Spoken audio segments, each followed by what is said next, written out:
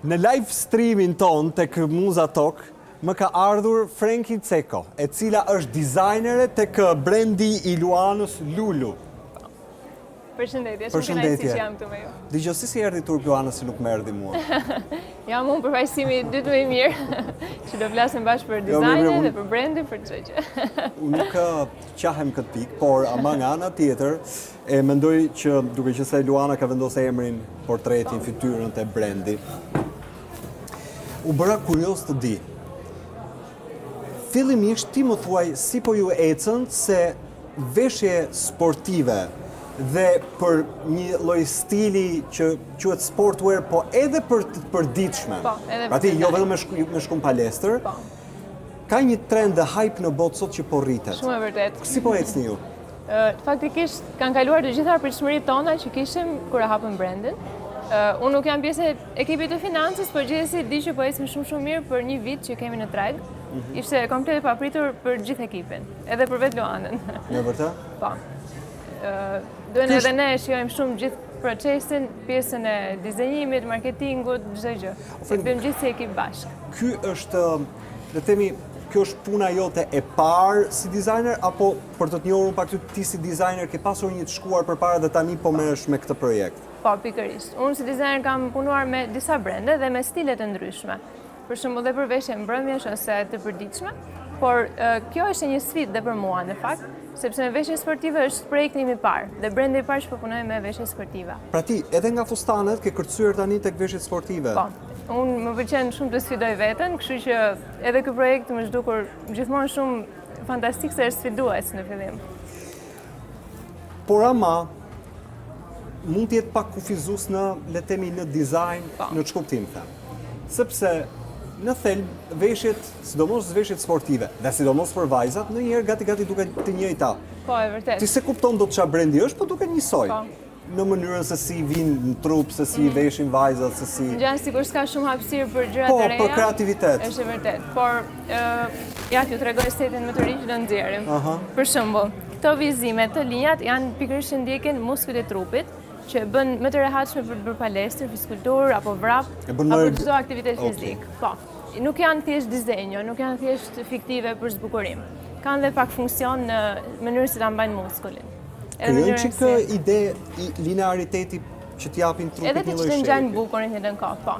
Se syri njeriu është mësuar që të shohë, domethënë, t'i vinë dizenjo të bukur sipas trupit dhe prandaj nëse ndjek dhe në dizenjo këtë gjë, formën e muskulit, dihet që trupi do ngjajë më bukur.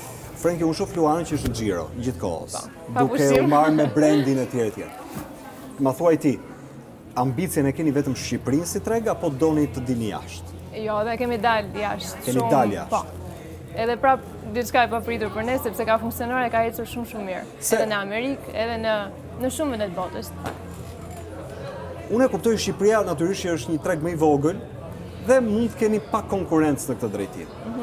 Po bota e madhe. Po.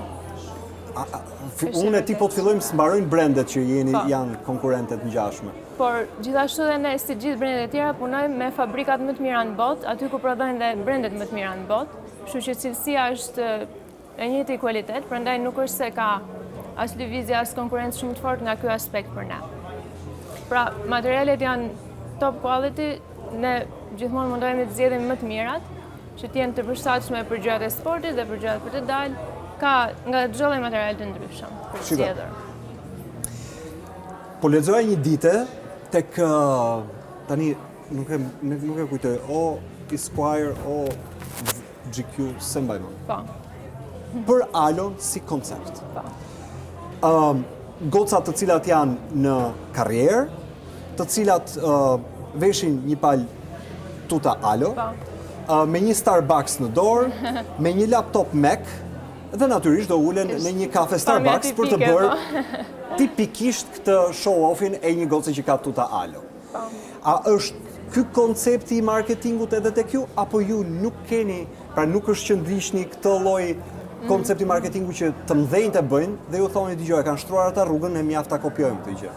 Jo, ky është një nga konceptet, por gjithmonë ne në Shqipëri përshtatemi për Shqipërinë dhe në botë kemi sigurisht dhe marketing tjetër për të ardhur pak më ndryshe, për për ta përqafuar dhe të huajt normalisht, se çdo treg ka marketingun e tij specifik. Okej. Por një nga temat po është edhe kjo, por gjithashtu veshjet janë të bëra për që njeriu të ndihet mirë gjithë ditës. Pra ti me këto mund të shkosh edhe në palestër, por mund të dalësh pastaj për kafe, mund të punosh me këto veshja. Me ndryshime të vogla që mund të bësh në look. Për shembull, nëse je një xhaketë sportive ose diçka sipër, unë kështu mund të shkoj edhe në punë. Ose një blazer që është pak më i gjatë. Ku punon ti? Tek Lulu Baloana.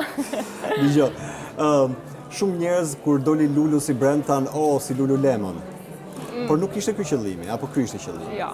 Pra si me thënë të ngatrohesh, jo të ngatrohesh, po si me thënë të tingëllonin të dëgjuara si brand. Luanën ashtu e thrasin, Lulu prandaj. E di shumë mirë si e thras.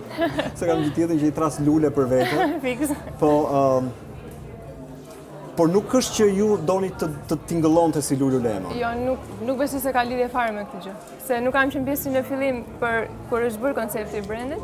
Jam bërë pak më vonë pjesë e ekipit, por kam 2 vite që punoj me të dhe nuk ka qenë ky koncepti fillestar.